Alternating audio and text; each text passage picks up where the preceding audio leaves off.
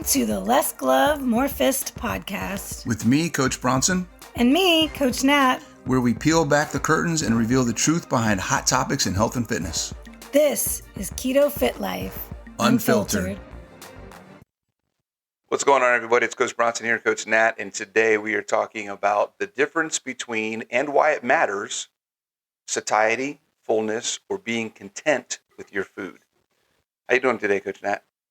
I am very content at the moment Very with content my food. because you just jammed some food down your gullet. That's okay. I ate a little bit more today, too. I probably want to eat, even though it's late, I feel like I want to eat just because. Is that okay? Is that good? Ooh, we'll probably talk about that on today's episode, won't we? What did I eat today? Today I had breakfast a little earlier. Like normally I eat around 11:30. Well, depends You on the did day. eat early I did because eat you early. had a podcast or... I had the video, the live The IG interview Live. today. Yeah, the IG Live today. Yeah, I did eat a little earlier. So normally I eat around 1 o'clock, actually, because I eat after BJJ or after the gym, which is usually 12-ish when I'm on schedule.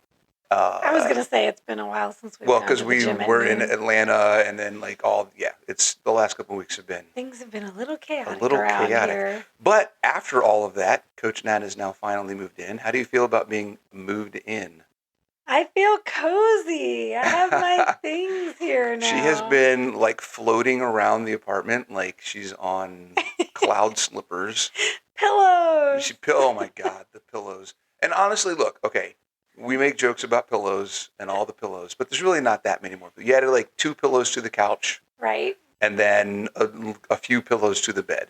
Maybe 6 or 8 to the bed. Was it really that many to the bed? No. Yes, because we have shams now, and we have... What is a sham?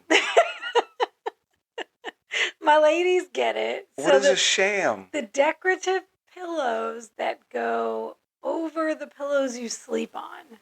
So they I don't get it. Shams really are don't get decorative pillowcases, and they're like an extra pillow that makes the bed look pretty, and it pulls it all together. But we don't sleep on those pillows. If anybody could ever explain to me why beds that no one ever sees besides the people living in the house need to be pretty, I would love to understand that. It makes us feel good. That's It makes why. you feel good? Okay, well then I guess it's worth it. It is worth it. As long as you put the pillows on your bed when we're not using them. That's on your side of the bed? On my side. Look, Yeah. I make the bed in the morning. That's one of my roles. And they say there are 2 different kinds of people in the world. When it comes to that, there absolutely is. The people who make their beds in the morning and the people who And the people that don't. don't. Anybody want to guess which one is which in this relationship? Yes, there's the bachelors and then there's the domesticated. Yes, I'm indeed. definitely not a bed making guy. I've never been that way. Even in the military, you have to. You have to make your bed. And so it's not like I've So ever... you didn't get into the habit then and keep doing it? No, I actually, when I was done, it was like, no, I'm not doing this. Like, It was it's defiant. Like, yes, no, I'm not. Like, I'm not shaving. I'm not running anymore. I'm not making my bed. Yeah, those things. I'm one of the people who feels accomplished when the bed is made. It's like, I have done something in my day already. Right. And there's a lot of people that say that that's a good way to start your day because you're accomplishing something. You're setting yourself up for the rest of the day of doing things. Yes. So I totally get that.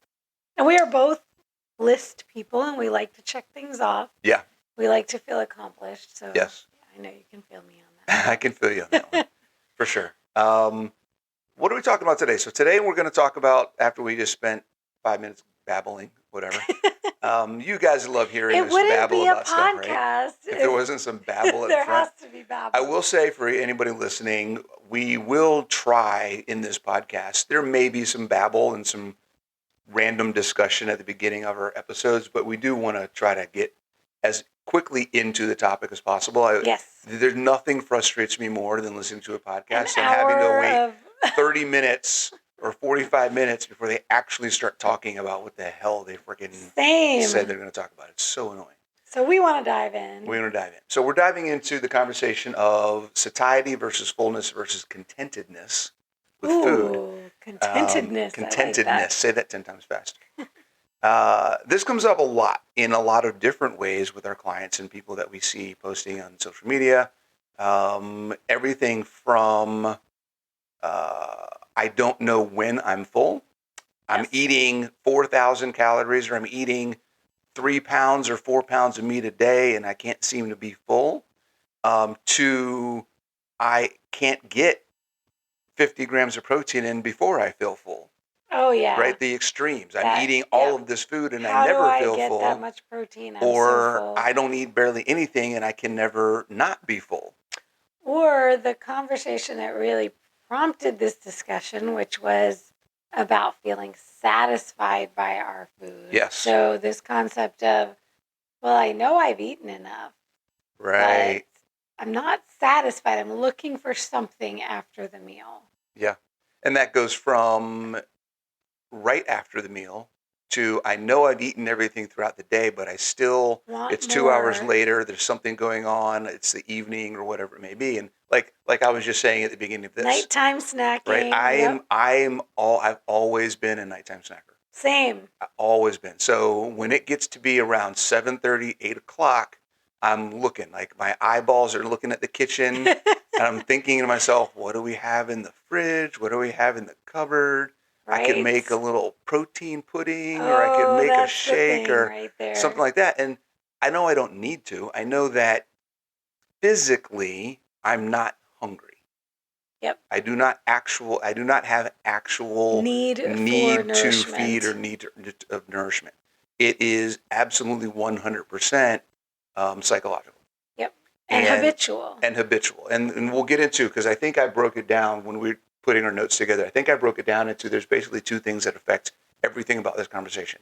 It's either biology or psychology. Yes. And everything falls into one of those two buckets. So Boom. before we get into that a little bit, let's talk about the differences. Let's define, this is something we talked about we want to do in our podcast is, well, before we talk about a topic, let's define what things are that we're talking about to make sure that we're on the same sheet of music and you're on the same sheet of music, understanding how we're approaching this discussion. So and when we utilize the term, what do we actually mean? Because that's one of the biggest things we see is people use terms incorrectly and interchangeably, and that's not how words are meant to be used. And we always have one of our favorite movies in our head when we see that happen. That word, I don't think that word means what you think. You keep using that word. I don't think you know what it means. Yeah. That's a T-shirt. It's already a meme, and we probably say it once a week to somebody in our heads. Yeah. So let's talk about, first off, satiety. Let's save satiety for last, because that's the one that we really aim. That's the one we're aiming for. Yes. Okay. So what does it mean to be full when someone says I'm full, or I can't get full, Ooh. or I'm full all the time? Okay. So I'm gonna say what the connotation typically is with fullness. Yeah. And it is, unfortunately, it hasn't been married to satiety. Right.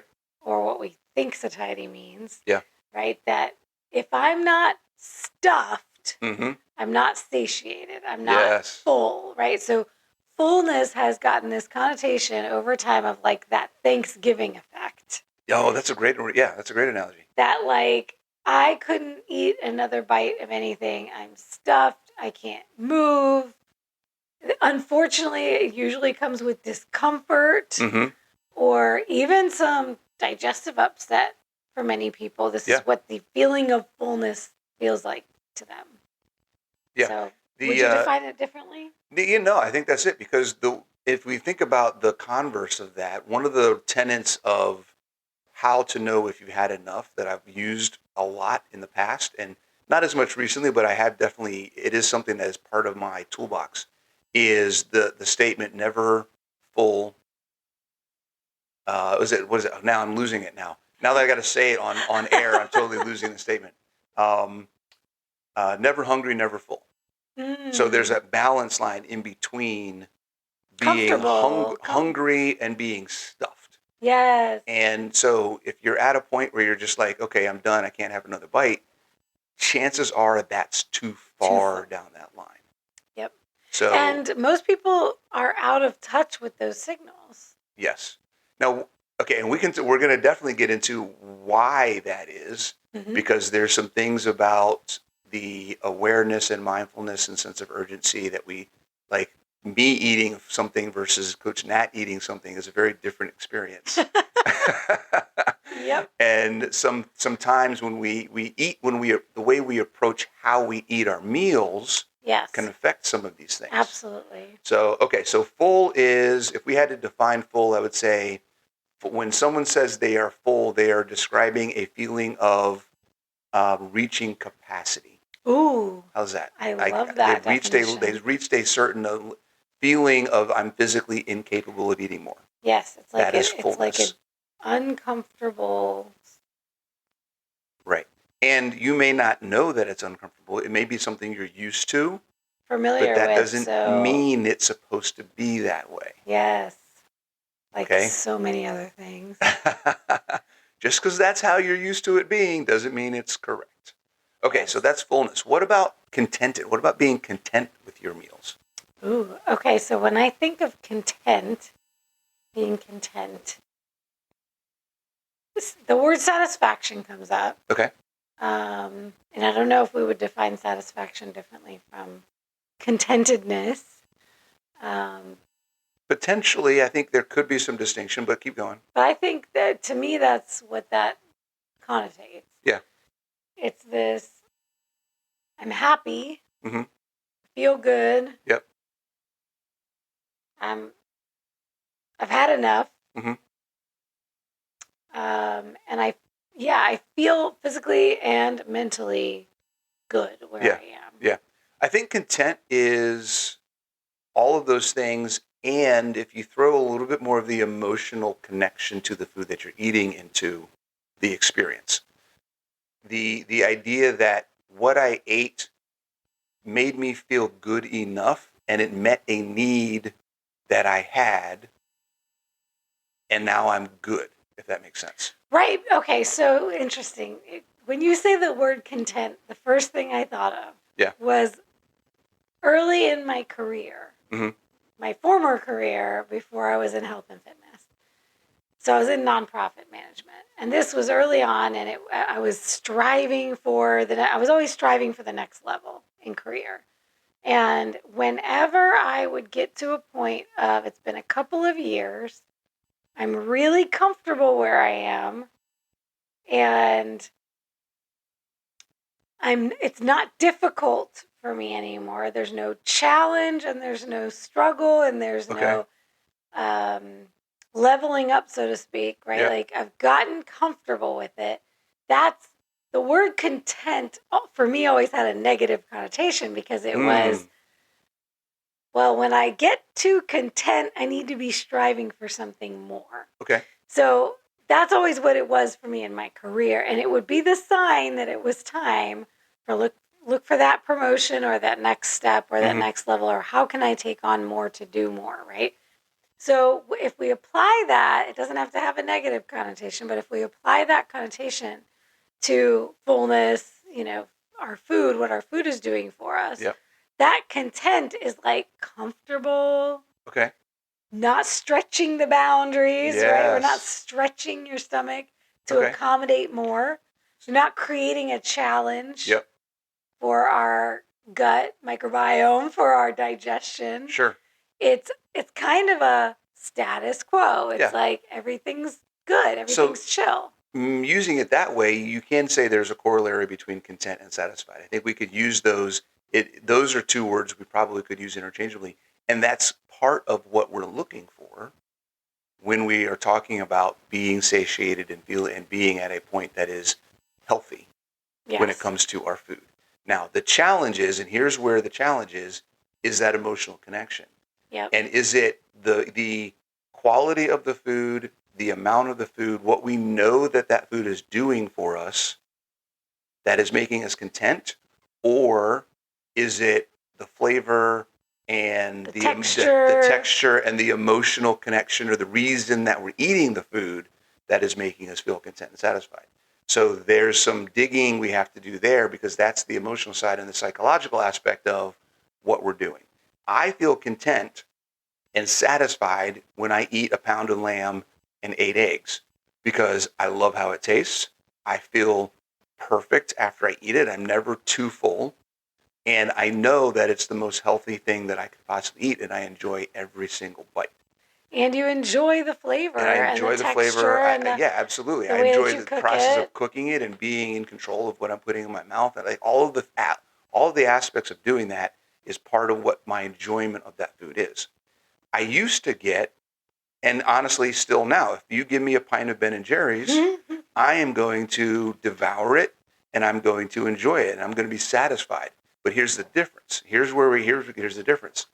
I'm going to be satisfied while I'm eating it and then depressed as soon as I'm done.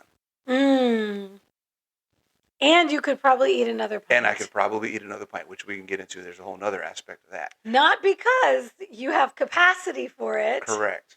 But because of all of the psychological alarm bells that are going off in your brain telling you that's not enough. So that actually, as we're talking about this, some things are clicking in my head. And I love talking this stuff out with you because things, when we talk, if you guys haven't realized listening to our other couple episodes, when we talk, things click for us. And there's like light bulbs go off over our heads. This is what happens around the apartment all the time anyways, is we talk about things and one of us is like, ooh, that makes sense. Ooh, I got an idea. Let's put this, like this just connected something for me. What we're talking about with contentedness and satisfaction goes to satiety based on when and how long it lasts. Ooh, okay, there we go. So that's a good segue. So that's a segue into what is satiety. So satiety is basically I'm going to use fullness and contentedness in this definition. Okay. Satiety is a level of fullness that allows you to be content for a long period of time.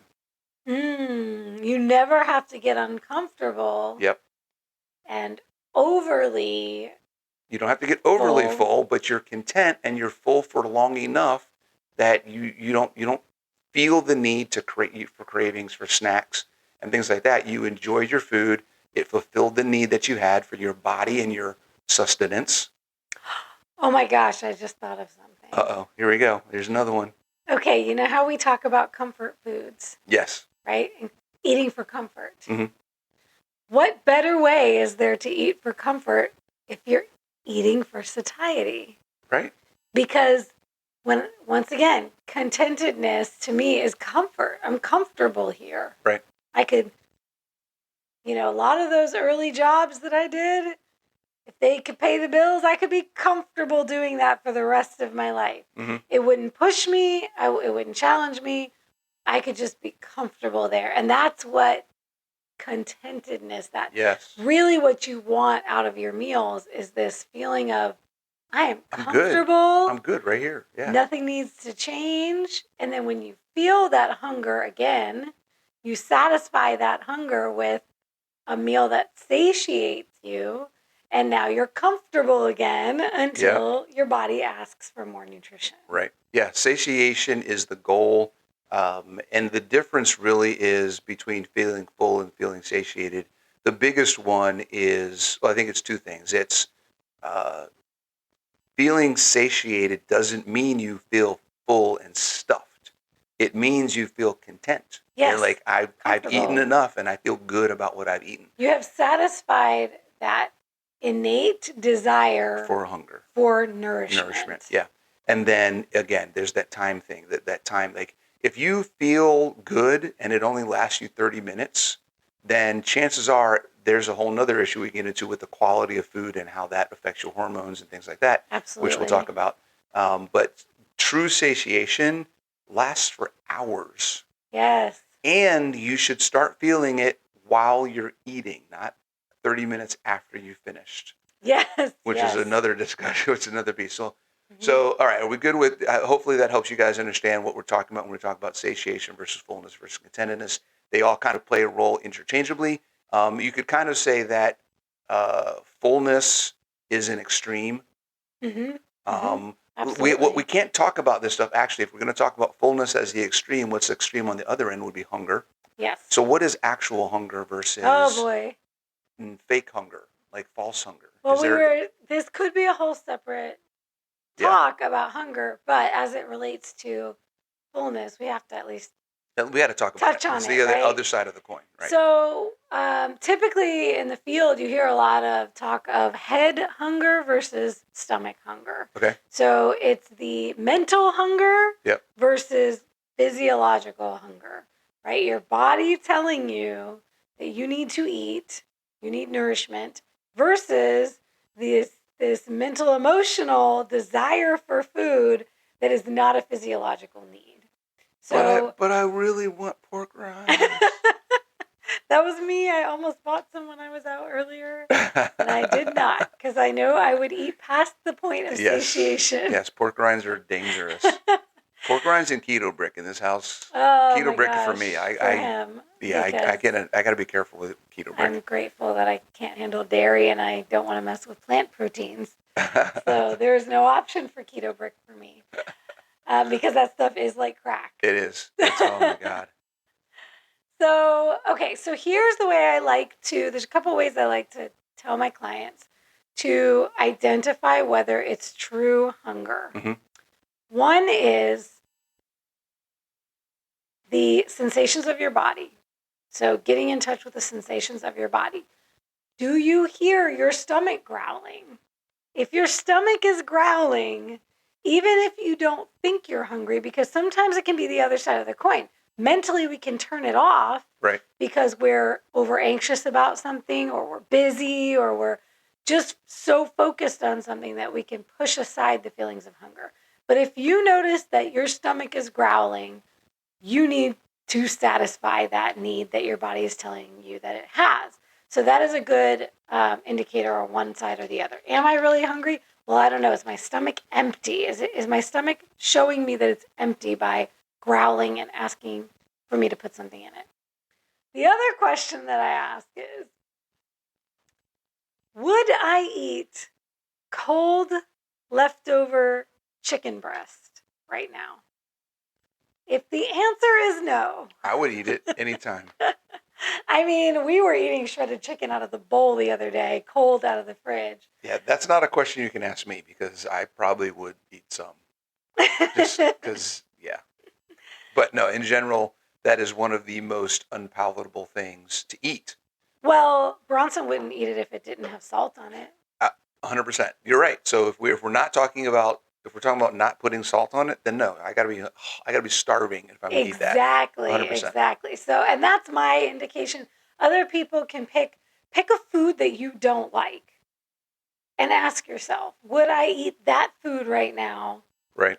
And if the answer is no, then you're not really physically hungry. Because if any of us, if we were starving on a desert island and we could only get one kind of food, and it was something that repulsed us and we were starving, we would still eat it because we need to survive. Liver. See, I'm 100% serious. I can't stand liver. And from a carnivore, yes, I'm carnivore. Yes, I just eat meat. He's a carnivore who does not. I don't like liver. Like organ meat. I don't. I want to try other ones, but I can't do liver. I don't know what it would be for me. There's not a lot of foods. Like, I don't have aversions to pretty much anything. Okay. I do know that, canned tuna without mayo or sort of fat. That would be on there for sure. I'm not the person who's going to eat tuna out of the can. Right. Some people can do that just fine. I would much rather eat cold leftover chicken than. Oh, really? See, they're kind of the same to me. Like, you got to have a bunch of salt or some mustard, salt, something. Mustard, mayo, something. Yeah. Wow. Okay. So. All right. So being hungry versus feeling hungry. There we go.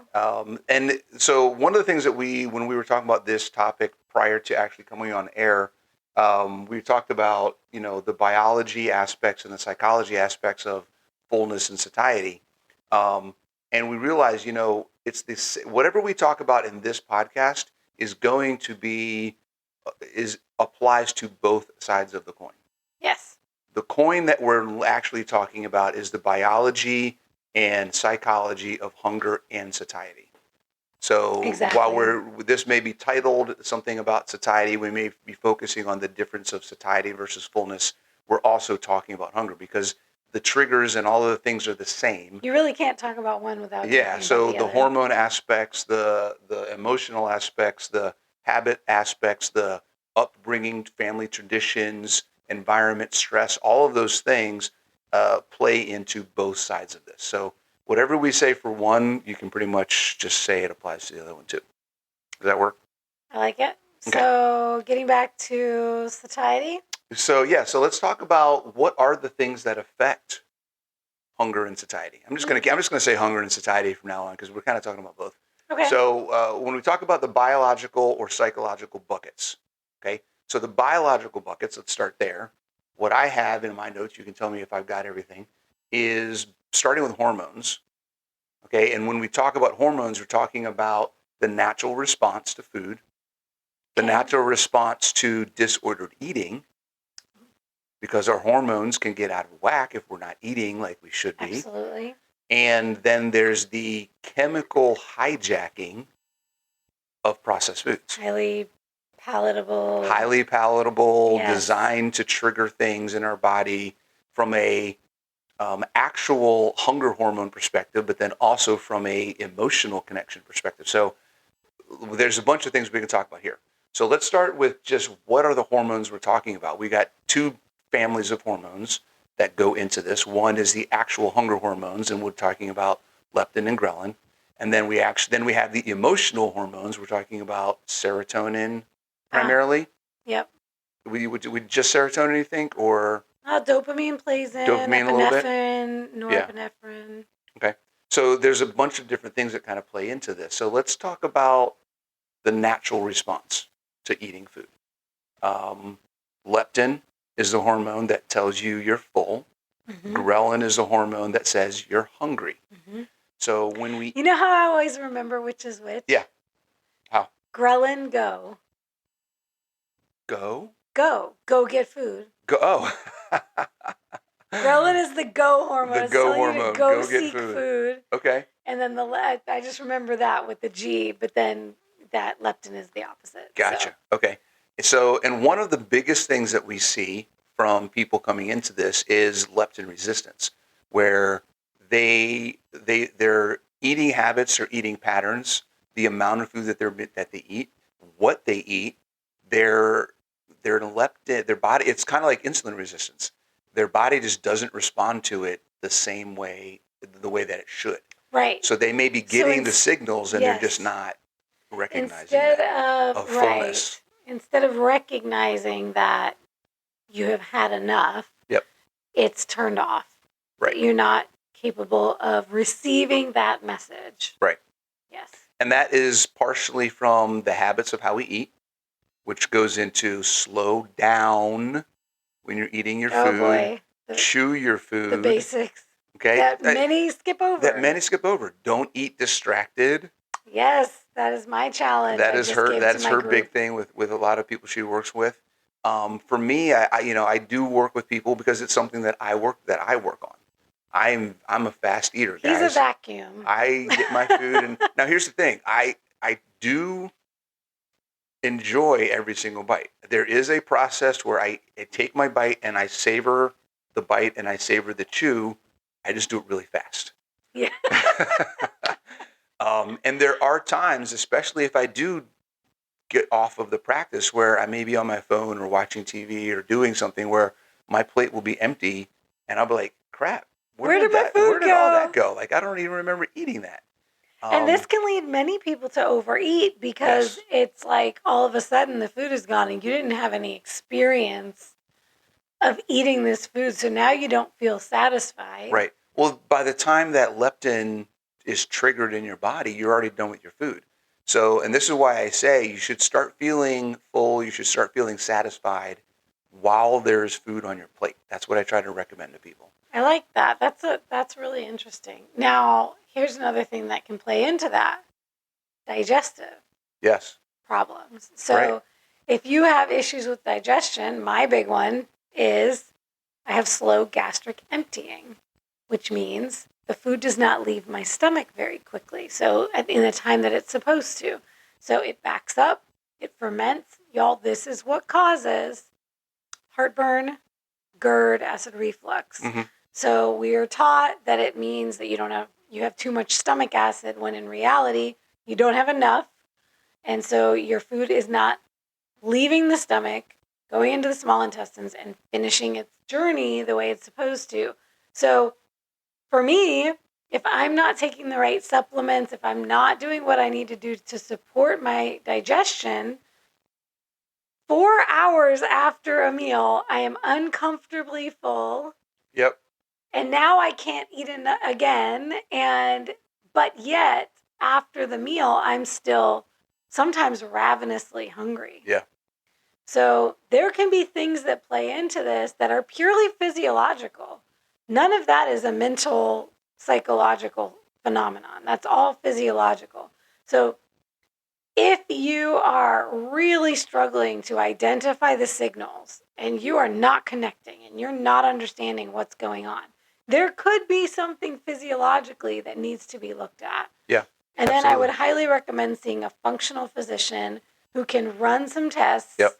and help you figure out what's happening in your digestive Or you could system. also go to our video on YouTube and watch the video on how to do the home test for stomach acid. We did do a home test for stomach acid because I did that test. Yep. And it showed exactly I had also done a hypochlorhydria test with my functional physician in the past. And so I already knew what the outcome would likely be, but I wanted to see if the home test would actually work. And it did. And it did. I burped. She didn't burp. I burped. She didn't burp. If you are super curious, you have no idea what we're talking about, definitely go check out our video on how to do a home test for your stomach acid levels to see if you have low stomach acid. Yeah. So some of the ways to get around leptin resistance, obviously we talked about what we just talked about. Slow down your eating, be more mindful, don't eat Chew distracted. thoroughly. Understand if there is something biologically out of balance that's affecting your digestion and how your body's responding. But then there's the other one that's really challenging, that when I work with people and they ask me, well, do I need to eat if I'm not hungry? That is Or a big do I question. need to not eat when I am hungry? Yes. And depending on what your issues are, there are many times, and this is probably the higher percentage of people that I work with, that I tell them, even if you're not hungry, you need to eat, because you have been habitually under eating. Yes. And you are overly sensitive to the signals that are telling you that you're full. And you need to retrain those signals.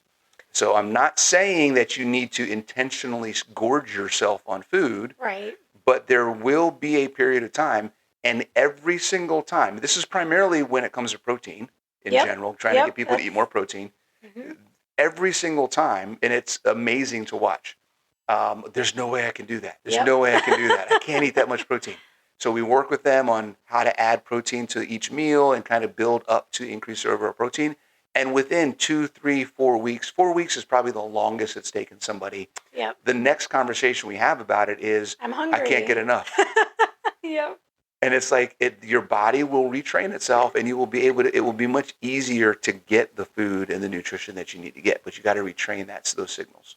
And a couple of things are happening there too. There is for many people who were not weight training, doing anything active, physical before they started working with us, there is this element of your metabolism is ramping up to support the added activity. Right. So that's part of it. A lot of the time, especially new lifters, they can't eat all that. They're like, how am I going to eat all of that? And then I'm like, okay, give it a couple of weeks on the new training program, because your body is going to desire all of this. Right. And this is one of the reasons why we talk about exercise is important, because exercise, building muscle, being active helps your hormones work better. It helps everything. It triggers so many different things in your body. So you're going to feel more hungry, and that's good. That's what we want. Yes, it's usually one of the biofeedback markers I'm looking for from clients to know that we're moving in the right direction.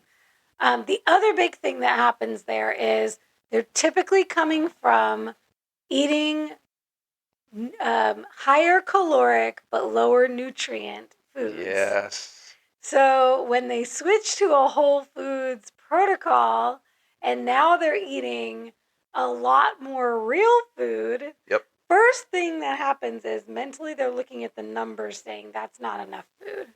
Right, I'm because gonna it's not enough starve. calories. Because they're looking at the calories. They're looking at the calories. I'm only eating X number of calories. Is Right. that enough? There's no way this is going to be enough. Yep. And then a day or two in, it's I can't eat all that. Exactly. And it's simply because when they talk about empty calorie foods, it's not that there's empty calories, like a calorie is a calorie, but it's that it's empty nutritionally. Right. It is nutritionally poor. It's not giving your body anything that it needs. In fact, it's probably giving your body a bunch of junk that it doesn't need. Yeah. So now your body has all this extra waste to get rid of. But you don't feel satisfied after eating those foods. I think this was on your notes as well, Bronson, about how these hyperpalatable foods play into this stuff. Yep. It's a very short period of satisfaction, and it's a psychological satisfaction, not a physiological satisfaction. Here's the traditional explanation that I used to always get and give. This is what I always got when I first started was, it's like eating at a Chinese restaurant. If you've ever gone to eat at a Chinese restaurant, you get Chinese takeout, whatever, 80%, 90% of Chinese food is fried carbs. Even if you're getting the meat dishes. And sauces with a bunch of sugar and other stuff in it. So you eat a nice big Chinese meal, and then an hour later, you're like, I'm hungry again. You're looking for something else. Because you got nothing out of it. Your body is still looking for nutrition. And if anybody's ever interested in learning about how our body responds to actual nutrition, I highly recommend taking a look at Marty Kendall's work. Oh, yeah. And Nutrient Optimizer. Just Google Nutrient Optimizer, Marty Kendall, and read a lot of the blogs and the things he's got. He's got data from thousands and thousands of people that he's analyzed to track their information in Chronometer. He's got an agreement with Chronometer where he pulls all the information, and he has basically done research, and he talks about how satiety can be tied directly to the quantity of micronutrients and macronutrients that your body gets. Boom. If you're eating X food and it has this is how many calories and how much food you're going to eat before your body says, I'm full. As a subset to that conversation, in one of the carnivore groups today, I saw somebody ask, why do most carnivores not eat chicken? I never see anybody talking about chicken. Right. And I piped in and a whole bunch of other voices that chicken is basically the most nutrient poor food in the animal kingdom. The bottom of the list. So this is why you always hear carnivores talking about red meat, and very rarely do you hear us talking about poultry. Poultry. Yeah, absolutely. Okay, so that is the natural response of the chemicals of satiety and hunger. What about the psychological chemicals, the emotional chemicals that are triggered when we eat food? So serotonin, dopamine, those types of things. I had a client recently, this is an example of how this plays into it, who was saying that his meals are one of the only things he has in his life that he can enjoy. Oh, yeah. And outside of the bigger picture and connotation of what that means for his life and what's going on with him right now, the idea that you enjoy food can be a dangerous slope, a slippery slope. Because here's what was happening, and this is why I talk about this. He enjoy all day long. He's thinking about what he's going to eat. Mm-hmm. He plans it, he cooks it, he gets it, and it takes him 10 minutes, 15 minutes to eat the whole meal. And then he's done and he's moved on to something else. And while he's eating, he's waiting on a Zoom call, he's reading an email, he's doing whatever. So we had the conversation of, okay, if your meal is the only thing you have left in your life to enjoy right now, how come you're not enjoying it? You're not even enjoying it. Right? So it's the dopamine hit, or which one? I always forget which one is the hormone of expectation. It's the serotonin, right? Dopamine is the one that prompts you to chase a result. Right, it's dopamine. So it's the dopamine hit of preparing the meal and the expectation of Ah. eating the meal. Oh my gosh. That yes. is what's drawing him to feel that he's enjoying it. But when he actually gets to sit down and eat it, he's not even paying attention to what he's eating. Well, and this is how dopamine works also, because many times after you get the reward, if it's not as satisfying as the expectation of Yep. it was, then you seek out more. You seek out more. And that's where binging and all sorts of other Yep. things go. So, yeah, I mean, so that's an example of an unhealthy relationship to the emotional aspect of eating. The expectation is more valuable than the actual experience of eating the food. So that's another example where I was like, hey, dude, if you really want to enjoy the food, take half an hour to eat it. Sit down and turn off the distractions and actually enjoy the food.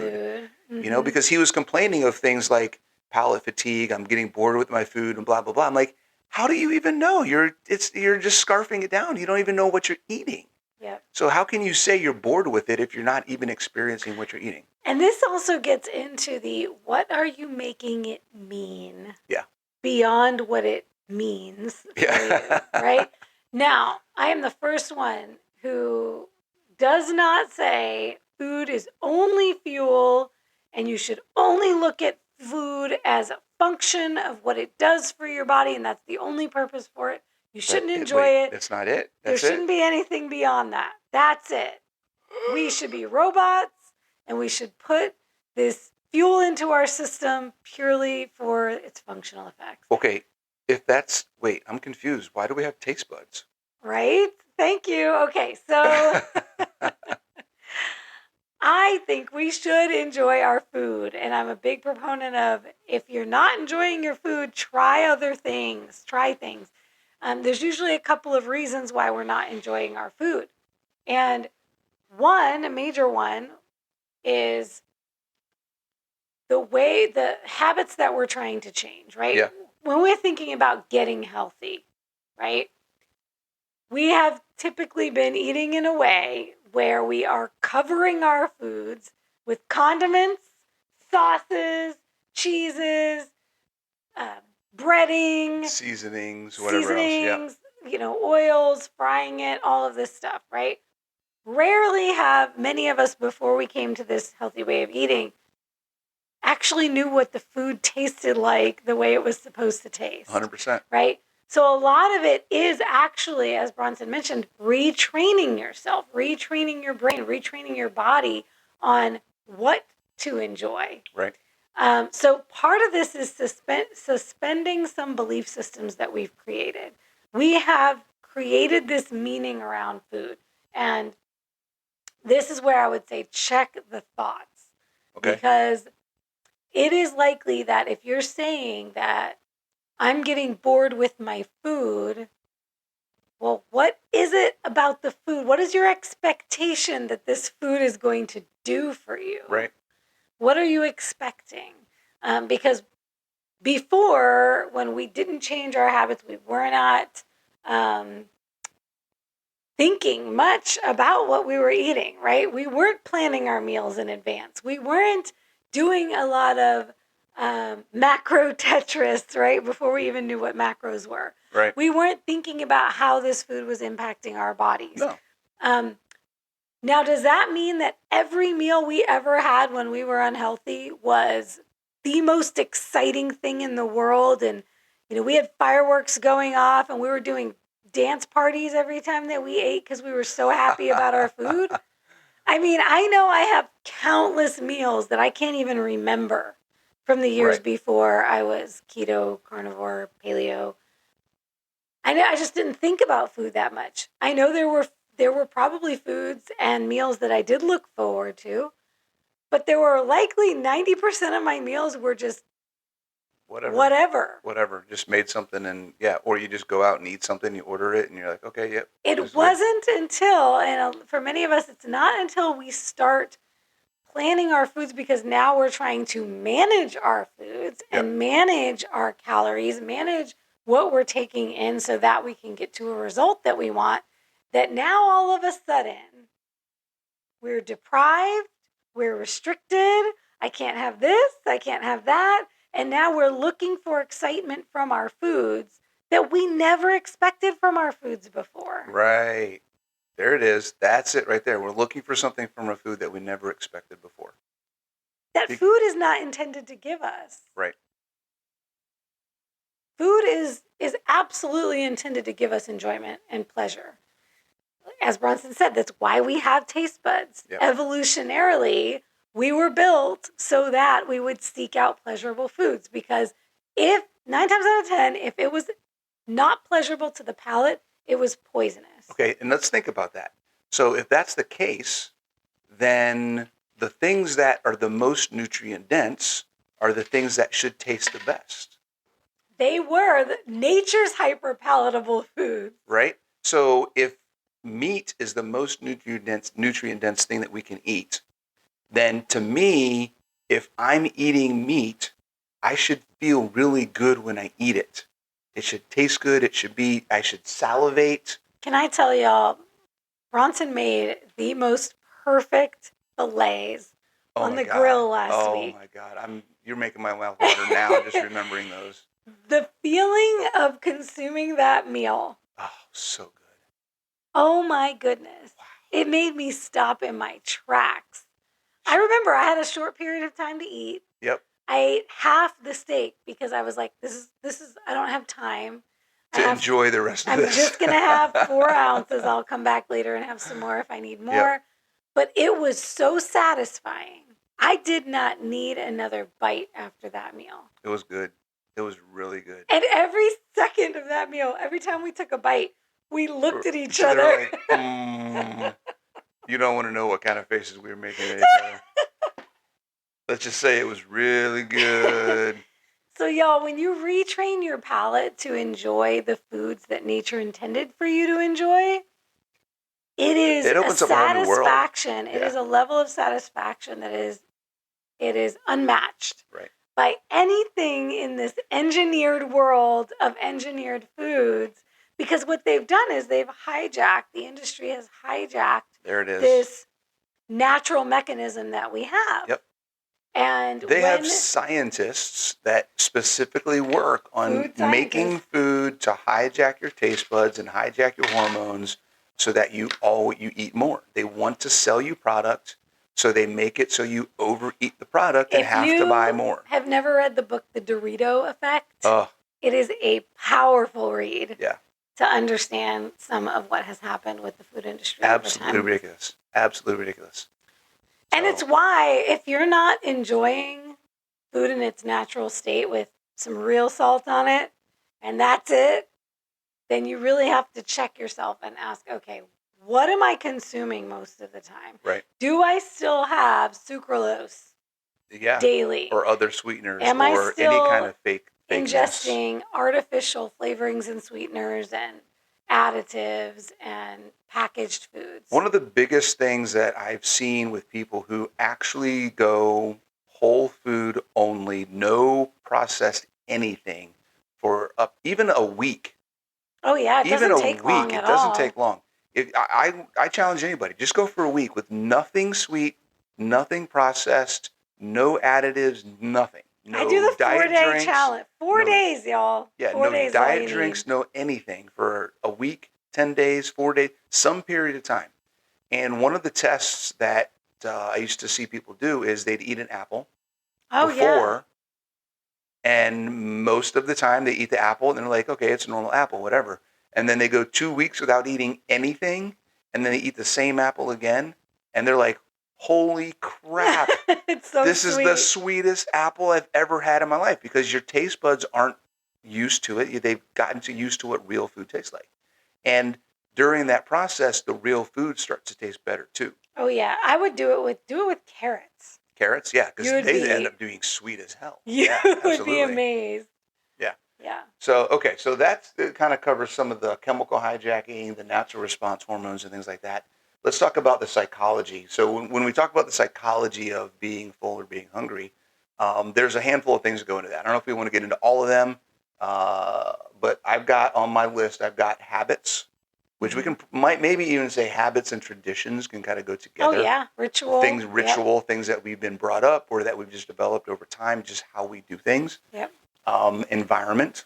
Oh, big time. How we let our environment affect what we're doing or how we feel about food, or how we feel pressured into doing things with food that we don't really need What is to. the number one thing we hear from our clients that cause them to go off track? Vacation. That or stress. Stress. Yeah, well, that's the other one I have. I have stress and or emotions on the list as well. Yeah. So, okay, so let's just talk real quick about, well, for all of these, the first thing when it comes to the psychological aspects of do you feel hungry, do you feel full or satisfied, satiated, is to understand that you won't be able to make any progress on any of them if you don't practice being aware of what's going on. Awareness is the key, and you have to do some self-evaluation, some inner work, some spending time with yourself to understand what's going through your head, what are you feeling, why are you thinking, what are you thinking, why are you thinking that way? Am I making this up? Absolutely. Am I living within a limiting self-belief or expectation that doesn't exist? Am I basing my actions on what other people think of me?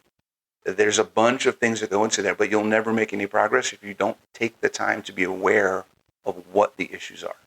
Yep. You have to pause. You have to pause and analyze. Right.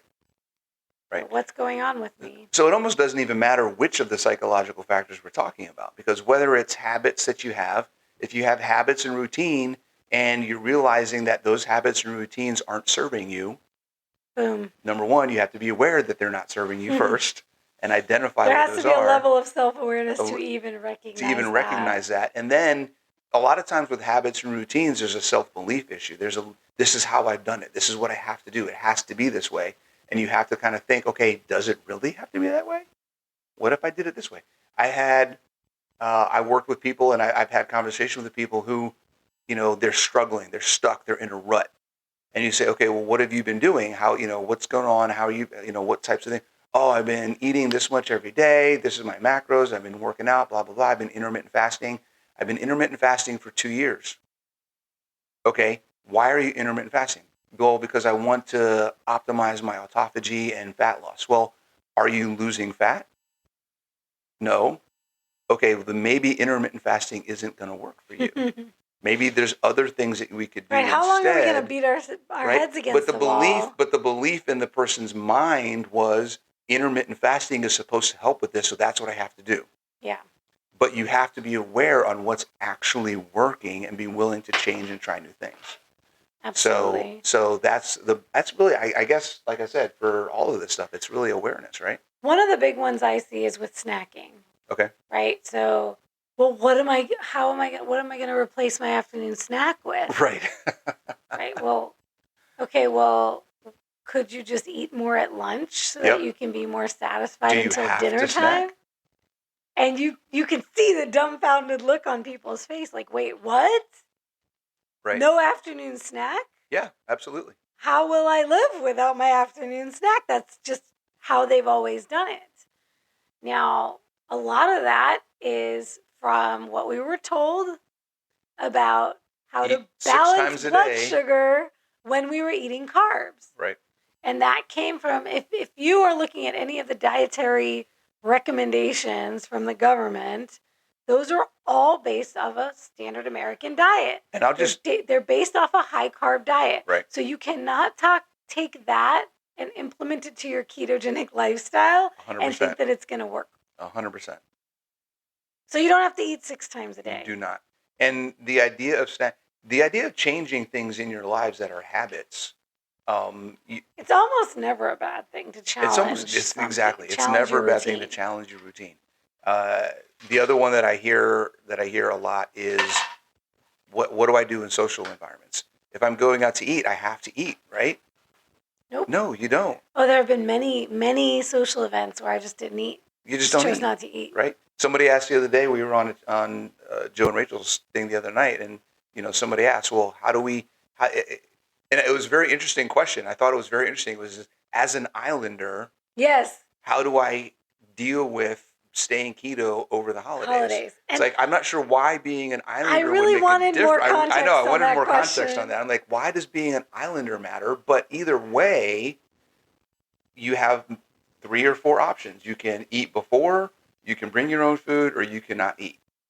Or you can spend a little bit of time and talk to the person who's preparing the meals there and say, these are the things that I can eat, Right. or that I want. Not even that I can't eat. These are the things that I will eat. Yep. I won't eat the other stuff. So if you have this stuff available, that would be awesome. Thank you.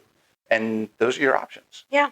Or bring your own food, or bring something to share. Yeah. Yeah. Bring something to share. That's a great way to do it. Then you can participate and be part of the Yep. social experience. But there have been many a night where I had my sparkling water with lime and some Element, Yep. and I was a happy camper. Yeah. And especially if you eat beforehand. I like eating Yeah. beforehand because sometimes you don't even know what the hell is going to be there. Right. And you're like, I don't And want then to you're eat any. stuck Even I with don't want to eat any of this stuff anyways. You know what I mean? picking the breading off the chicken Oh so you my can get some gosh. protein. Right. Do you want the chicken plate? Yes, I want the chicken plate. I didn't know it was going to be covered in bread. You know, like, come on, guys. Yep. Yeah. So, what do you do when you work with people? So that's habits, traditions, ritual, understanding what they are, being aware of them, and being willing to change them. That's how you address those. Environment, again, the key to success on your journey is to control your environment as much as possible. That means planning. That means thinking ahead. That means understanding that your goals are more important than anyone else's expectations. Yes. And oh much my like gosh, I love that. Coach Nat likes to talk about, is the less you talk about it with people, the less pressure you're going to get. Yep. So don't tell people what you can or can't do or will or won't do as much as just do it. Yep. Yeah, they don't need to know. They don't need to know. They won't Don't even make notice. it a thing. If you don't make it a thing, they won't be a thing. Exactly. So if you don't want pressure from other people about what you're doing, don't talk about it. Yeah. Because if it's just what you do, then people will start to expect that's just what you do. You train people how to treat you, is Right. what I like to say. So your consistency is what matters more than anything. Right. If your loved ones are giving you a hard time about this new diet, it's because they've seen you try and quit Right. many other things. And today you're on and today you're off. And, but I told them I was on this time. Right. Well, it's like the boy who cried wolf. How are they supposed to know that you're not going to change your mind this time? Or that you're on or off this time you visit. So they're going to keep buying your favorite treats because they love you and they want you to be happy. And they've seen that you've done it before when they've bought them, and they think it makes you happy. Yep. And that's the thing, is a lot of times, and this is where some of the problem comes in, is a lot of times when you're telling people that you're on a diet or that this is what I'm doing, you're doing it in a negative way. Yes. You're talking about it because you're talking about it out of feeling restricted and deprived. I can't have this. I can't have this. I can't have that. I can't do this. Fair. I can't that wait doesn't make them feel good about where you're at. So they want to make you feel good, which is mean to them. A lot of mothers, a lot of grandmothers love with food. Yes. It's a repetitive theme that I see happen everywhere. You know what? That's their shit. That is not yours. Right. Exactly. You don't have to say yes. You don't have to play into it. You don't have to say yes. Yep. And it helps if you just keep your mouth shut. Yes.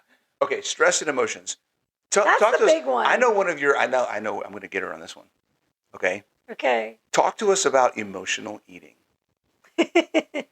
Because I'm an emotional eater, Coach Nat. No, you're not. Okay, so there's no such thing as emotional eating. If you are saying you're an emotional eater, what you're actually saying is that you are avoiding your emotions by eating. Eating is a way of avoidance. It is a way of procrastinating on dealing with your emotions. It is not it's not an actual emotional coping mechanism. Yep, it's like anti-coping. It truly is. Yeah. It's a drug. It's like turning to drugs, right? What do drugs do? They take you out of your right mind. They take you out of the driver's seat. You essentially, and this is what you're doing with food. A lot of people say they're numbing out with food, right? It's the best way to describe that feeling of like, I don't have to be present to this right now. Mm-hmm. But one of my favorites, Dr. Glenn Livingston, Never Binge Again book, he says Okay, so if you go to the dentist Yep. Here we and go. you're having a procedure, is the dentist going to give you Novocaine or is he going to give you cupcakes? He's not going to give you cupcakes. Cupcakes. I want the cupcakes. To numb you. So you know that it's not actually numbing you. It's just helping you to avoid Right. dealing with whatever emotions you don't want to deal with in that moment. It's the opposite of accountability. Yeah. You're essentially, it's just like, numbing out with TV, right? Watching, zoning out, watching Netflix, It's binging escapism, Netflix. right? It's escapism. Escapism, exactly that. When you come to after the binge episode or whatever. You still got to face what's in front of you, yeah. The emotions are still there. And then you've also got to deal with the added overhead of feeling the guilt and the shame of going off plan and doing all this and other the kind physiological of stuff too. effects. And the feeling like crap and the inflammation and all the other stuff that comes with it. So, again, awareness is key. And we talk about this a lot with our clients and with people that we work with. And that awareness is a key to this part particularly. I like talking about the relationship between awareness, your trigger, and your action. And this is something I learned from Coach Nat in the importance of being aware. If you're not aware during the time something is happening, you have to be aware after the fact. So accountability, and this is where I talk about accountability, is making sure that you spend the time to understand why you're doing something or why you did something, whether it's during or after that thing happened. This is like, I like to use the analogy of a child. When you're trying to discipline a child and teach the child why they shouldn't be doing something wrong, that they did wrong, you don't just punish the child and don't tell them anything else about what they did. Why am I getting whacked on the butt, Mom? Just because I feel like it. Maybe a couple generations ago, that's the way they handled things. But hopefully you are explaining to the child why that was not okay and what they need to do in the future. Now, but what do you do when you first catch your child doing something wrong? When you catch them, they stop in their tracks like a deer in headlights. They look at you. They look down at the ground. They don't say anything. And then you say to them, why did you do that? Or what are you doing? Or what were you thinking? Or whatever. I don't know. I mean, there's the family circus. That used to be the whole thing. The ghost, the not me ghost. Right? It's like, yeah, they don't want to acknowledge I just dated myself. You sure did. Hey, I actually knew the reference. I was going to say, you knew the reference, though. Okay, all right. But just like when you're disciplining a child, it's the same thing with you. You cannot let yourself get off the hook for the thing. Right. You have to confront it after the fact until you're ready to start confronting it in the moment. Right. And what happens there is the more you are consistently making yourself aware after the fact, going back, analyzing. It builds that habit. So the more you do it, the better you get at doing it, and then you can do it more quickly compared to the timing of the event. So you have to kind of treat your psyche like it's a child. You're training it. You're training it. Yep, absolutely.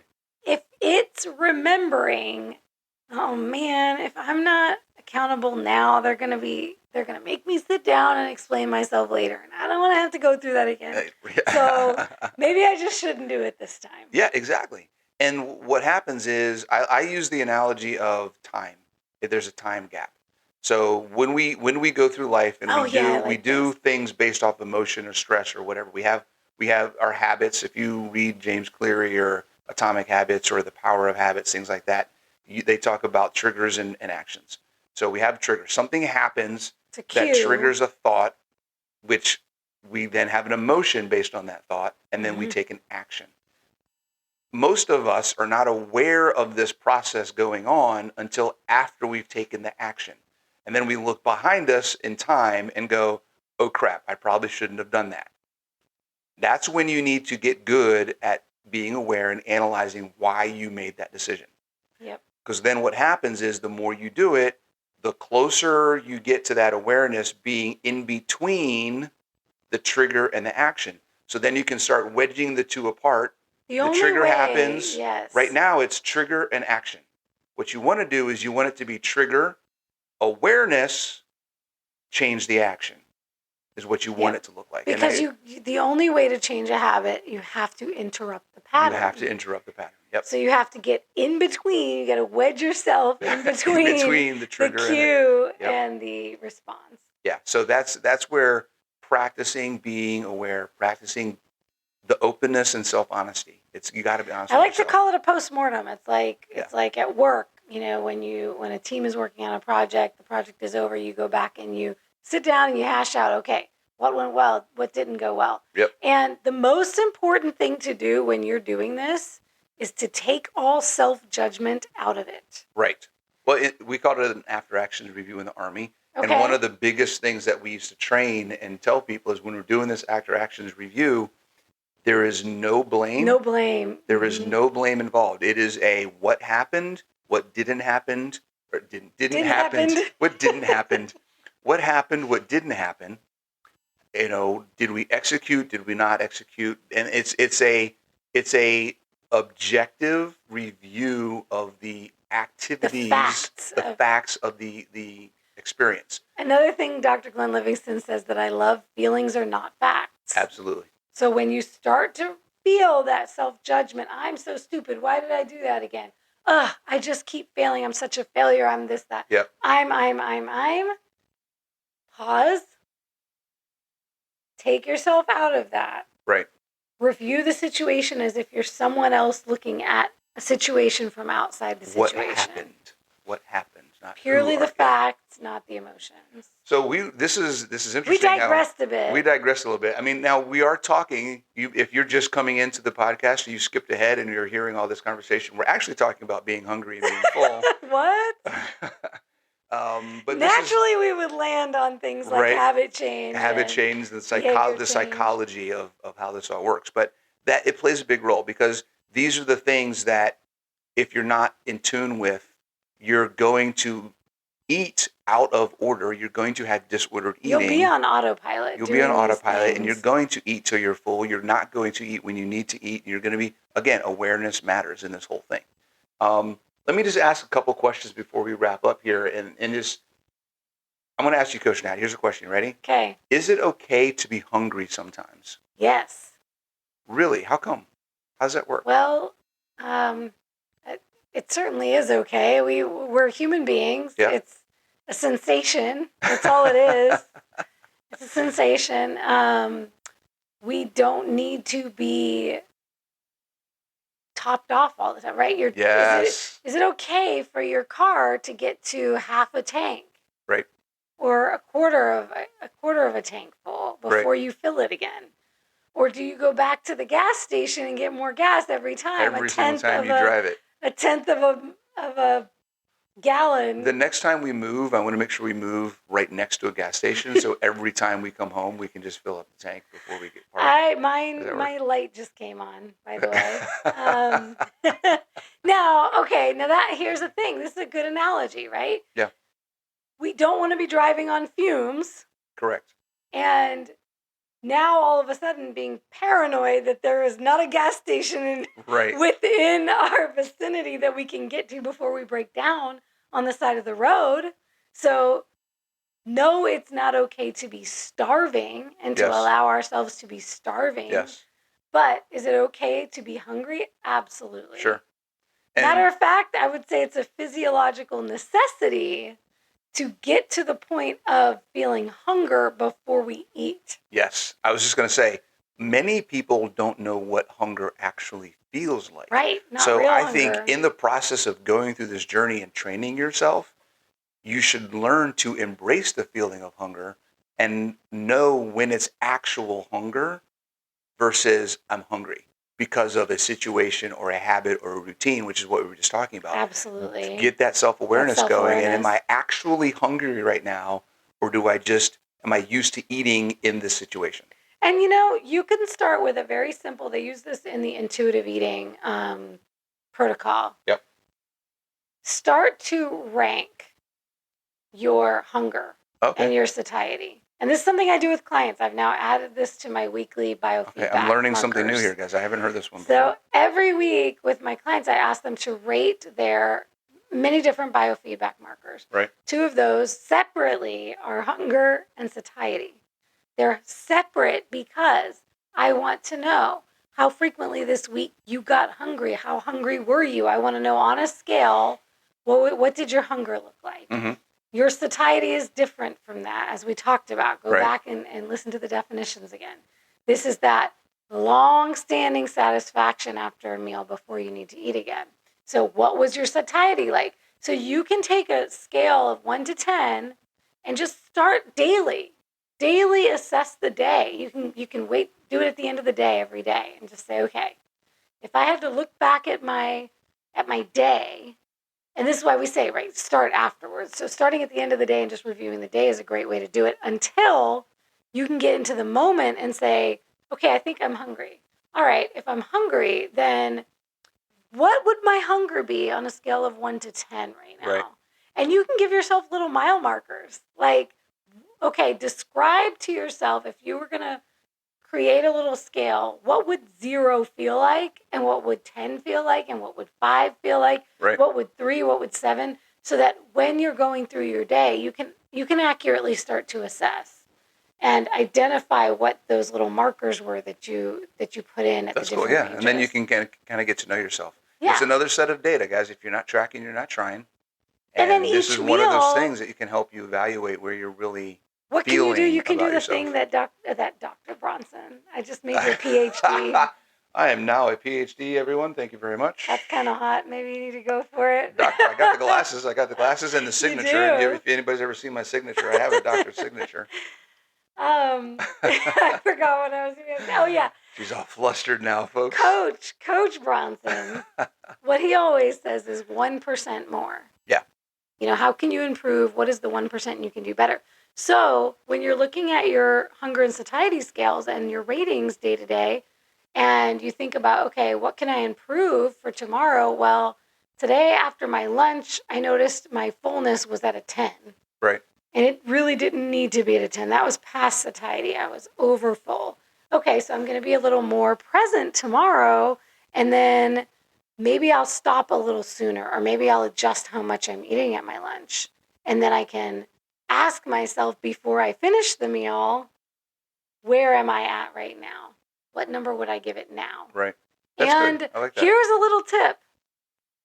You can always leave food on your plate and come back to it later if you want to finish it. No. What are you talking about? That is crazy talk. Coach Bronson could never leave food on his plate. That is crazy talk. But I think I told him this little anecdote. I stumbled upon this myself once when I like my food piping hot. And I got my breakfast off of the stove, my lamb and my eggs, and I ate about half of it, and I was doing social media, posting, and then I went back to eat another bite, and it was cold, and it was kind of like, I don't want this. I want to go heat it up again. So I went to heat it up, and like I said, for me, my digestion is slow. So by the time I got up to heat it up again, I was like, oh, I'm satisfied. I'm full. Now, had I just eaten the entire thing all in one sitting, I would have a couple of hours later discovered and felt uncomfortably You would have been very full. uncomfortable, yeah. So that was a happy mistake, but that's something you can always do.